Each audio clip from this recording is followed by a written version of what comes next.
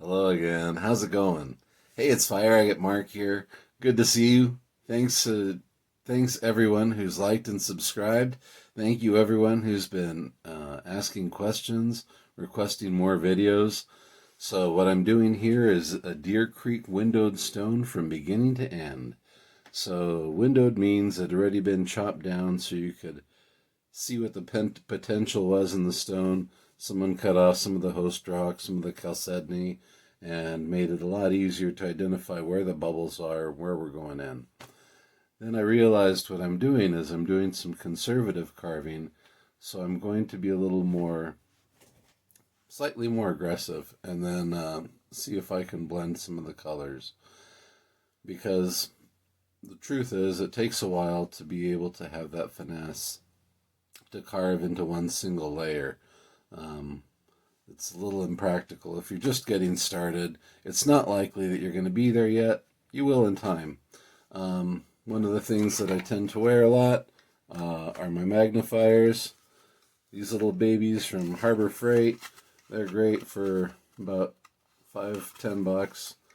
A little extra lens. If you need extra, you got this. I always carve with this when I get this close to my work. What I'm doing differently in this instance is I'm using my phone, zooming in, and trying to carve what you're seeing by looking at what you're seeing.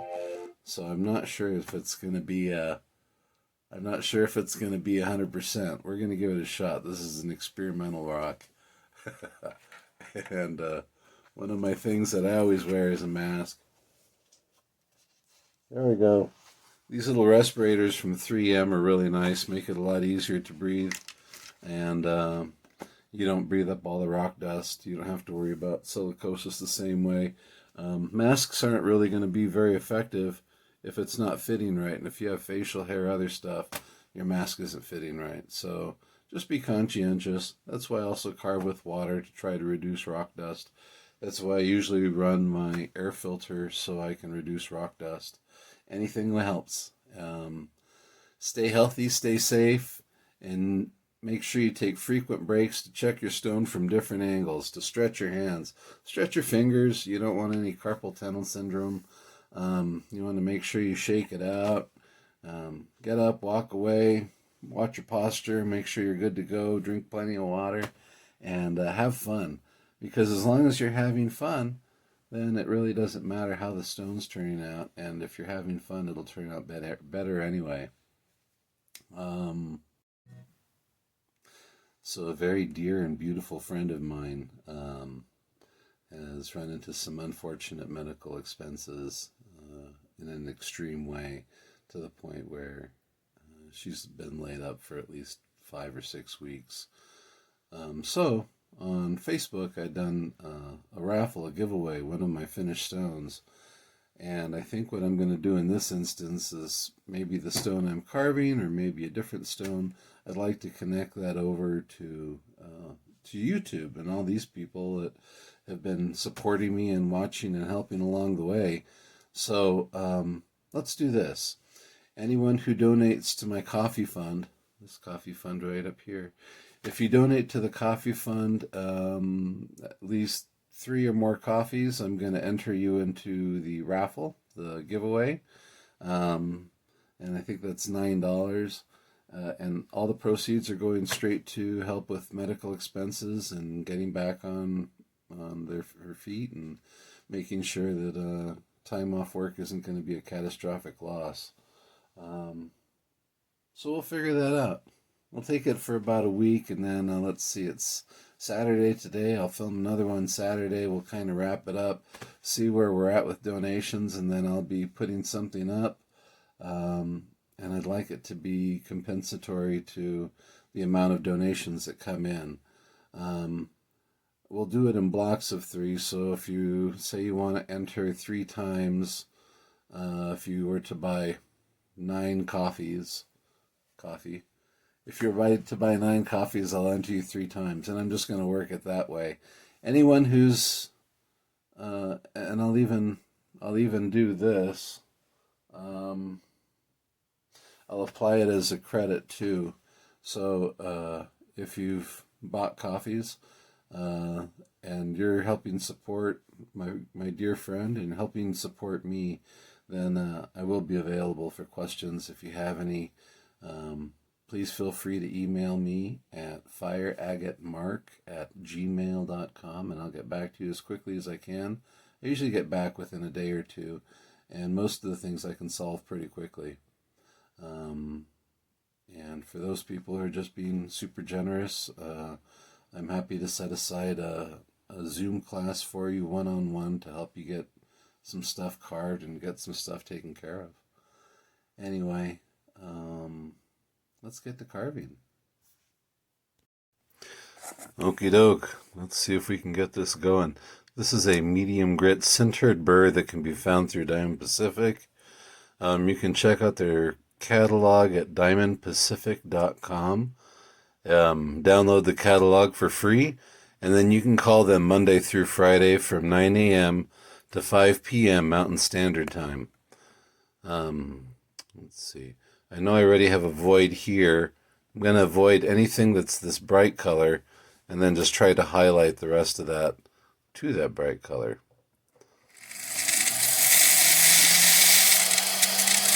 Gentle 2 to 3 ounces of pressure, 7 to 10,000 RPM.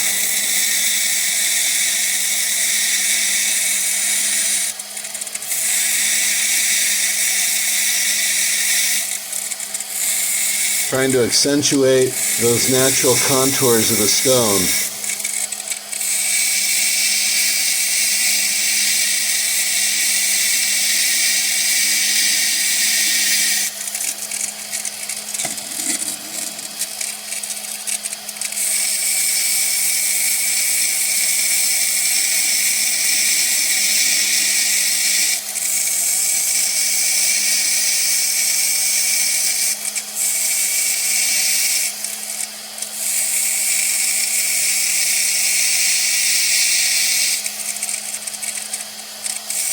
You can see the area is starting to brighten up.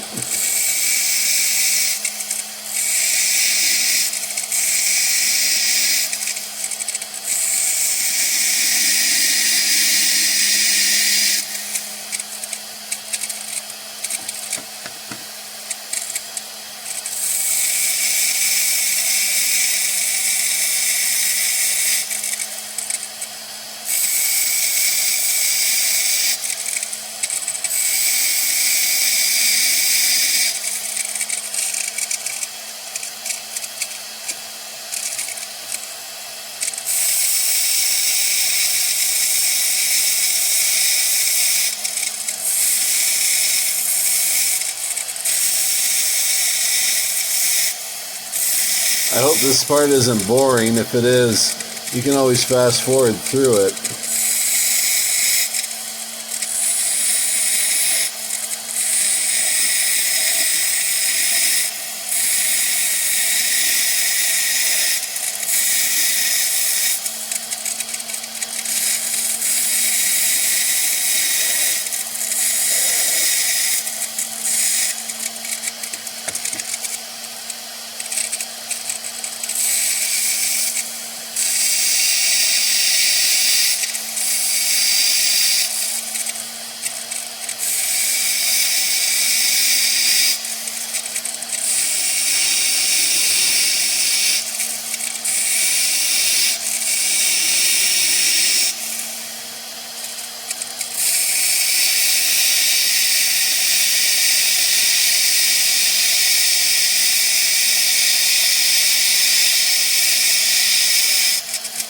I also like to use the entire shaft of my tool so that they wear evenly.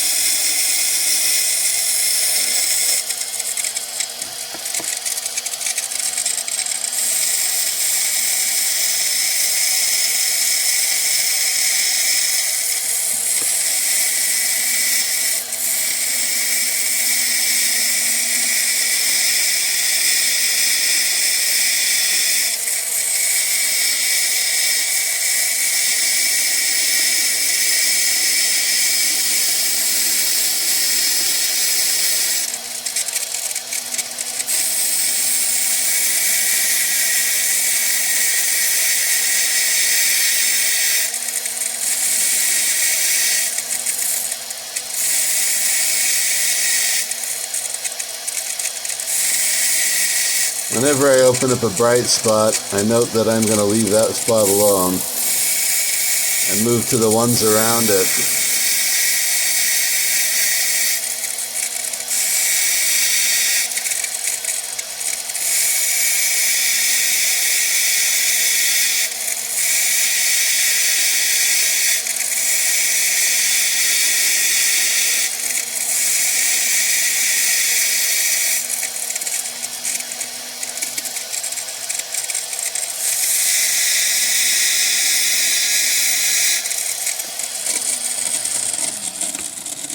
Take a little break, adjust the camera.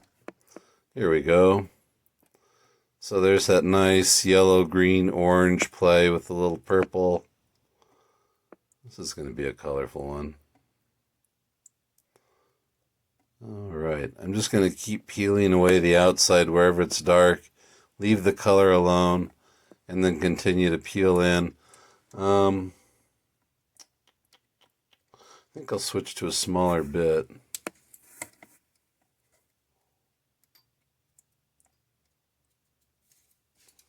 Let me see. I'll go with my little medium grit Varenkor inverted cone, because this thing works pretty fast. Because it's such an aggressive bit, I'm going to slow down my speed and lighten the pressure accordingly.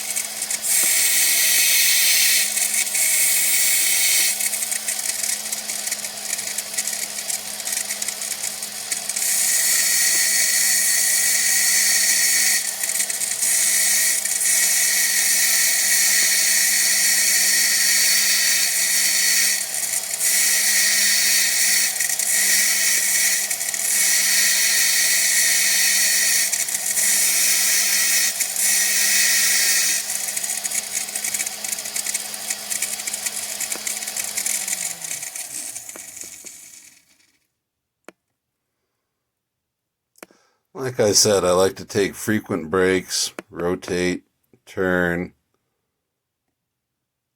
see where I've come so far, see where I'm going.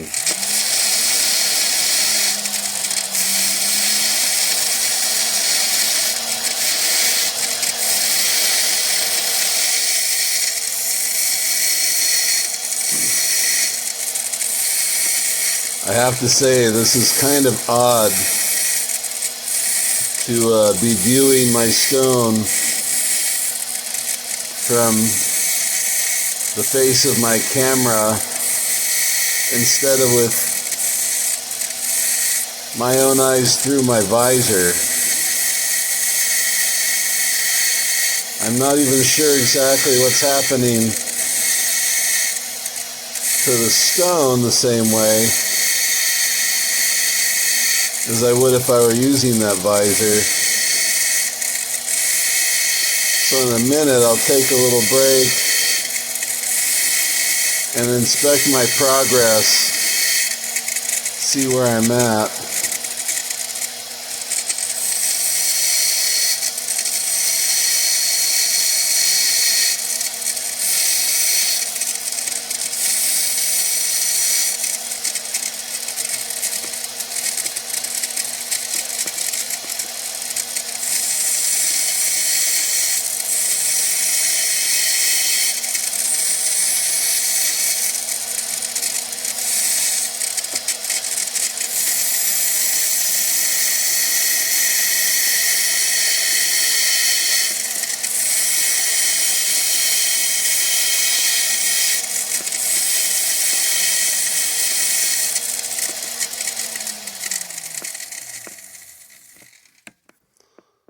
Alright, I'm going to inspect this under magnification and see where I have to touch up.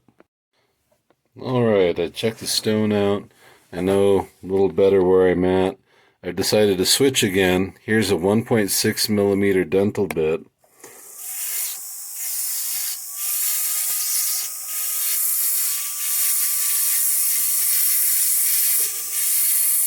I'm going to work on defining the voids and the valleys. The darkest spots is where I'm working, leaving the already bright spots alone.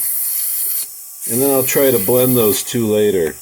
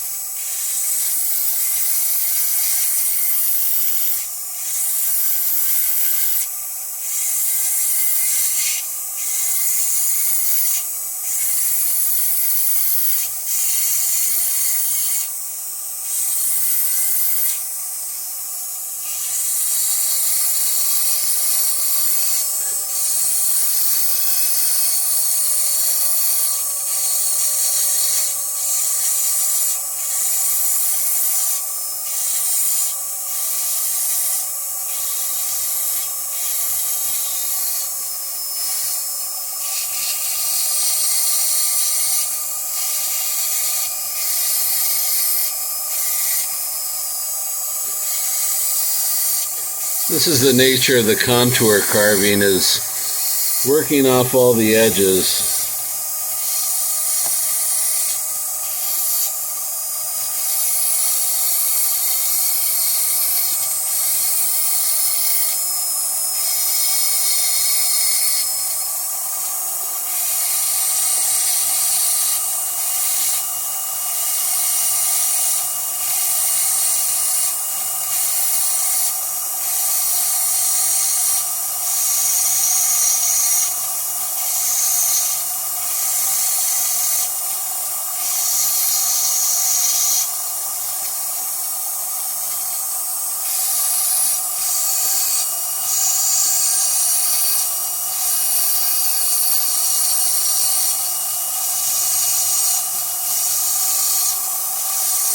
I'm pressing more than I should right now. I'm probably applying 3 to 5 ounces of pressure, but I don't want the video to take forever, and I feel bad because I'd imagine just sitting and watching somebody carve has to be akin to watching paint dry.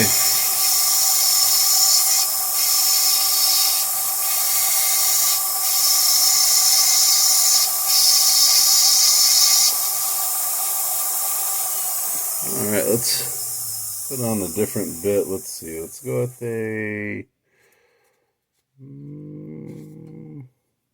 I'm going to go with a fine centered bullet point, and just kind of smooth things out, round them up a bit.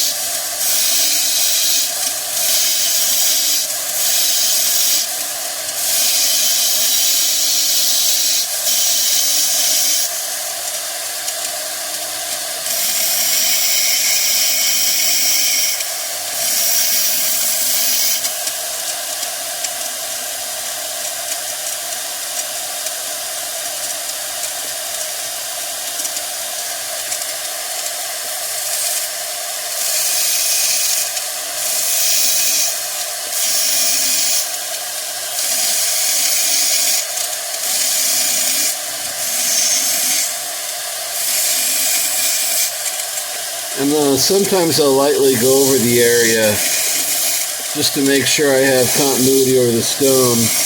Even lines, nothing is sticking up. That stone's really shaping up nicely. As a windowed stone, the only real potential I saw is this blue. But this blue is at the end of a bubble. So, I mean, that's been cut out of the stone. I was hoping that the blue might be replicated. Luckily, there's a little pink, a little purple, and some of that green, orange, yellow. I'm going to go ahead. Let's see. What am I going to do next? Let's figure this out. I think I'll go with the other bit again. Make sure I got the right foot pedal.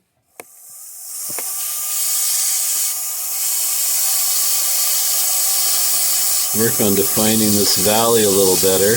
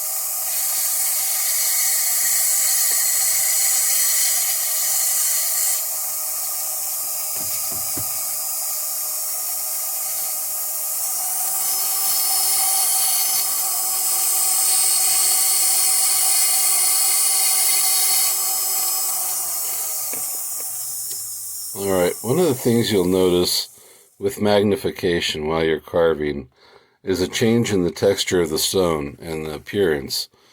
You're going to go from these larger bubbles and you'll start to see these smaller bubbles occur.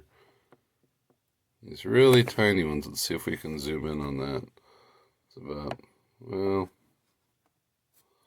let's kind of get lost. It's about 6 times magnification.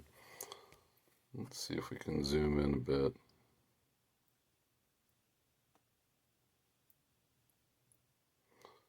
Once you start to see those, you know you're at that last layer of the colorful agate before it switches to the next layer underneath. Because they do split. This one goes into a void, so I'm not going to work it anymore. I'm going to go ahead and, let's see, I'm going to sand the stone, assess it, see if I need to carve deeper anywhere. But from this point, let's go ahead and turn the water off. I'll get ready, and then we'll be back to sand the stone for a bit. One of my favorite things to use is like a 60 or 80 grit sandpaper, wet dry. This is a 3M.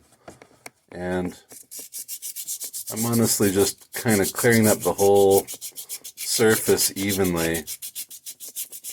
Sometimes I use a little water.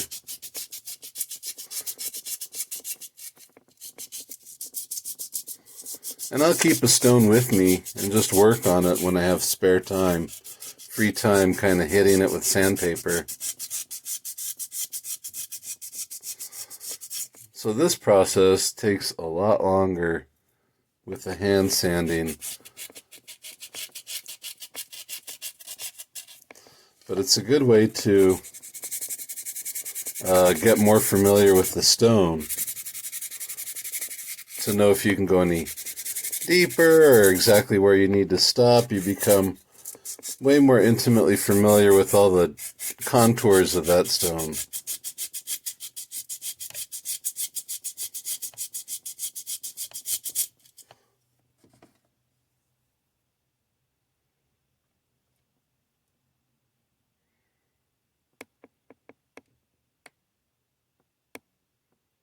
And after I've got a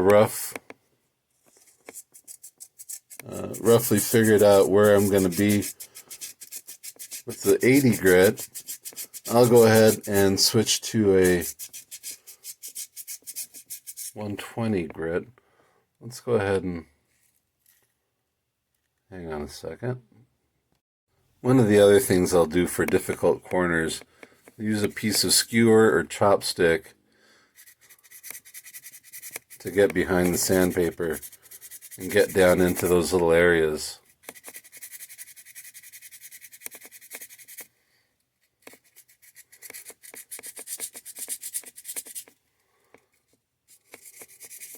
Obviously, you can fast forward through this.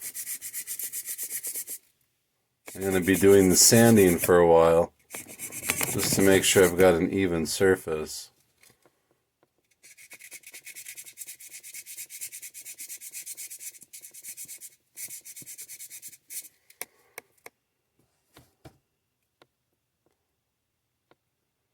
Alright, I'm going to sand for a little while off camera.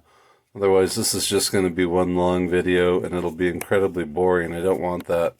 So, what we'll do is I'll be back either, let's see again, Wednesday with a little more carving, and to update you on where we're at with the coffee donation and the fundraiser. And again, thank you everyone for who's liked and subscribed to my channel.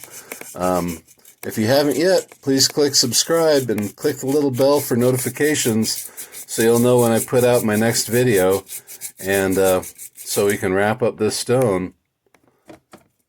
And I'll definitely be back after I'm done with the 80 grit to show you what the process looks like from there before I hit it with the next level of sandpaper. You can start to see where it's cleaning up